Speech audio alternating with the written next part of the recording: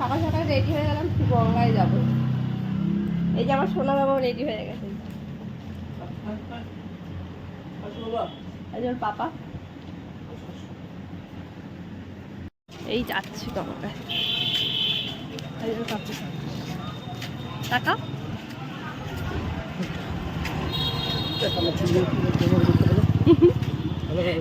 আর যে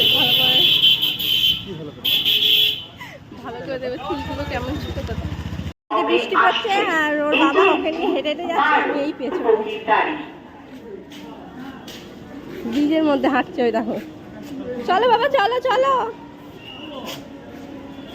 চলো।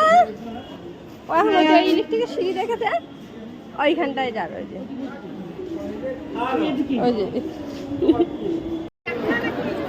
এই যে গঙ্গার ঘাট।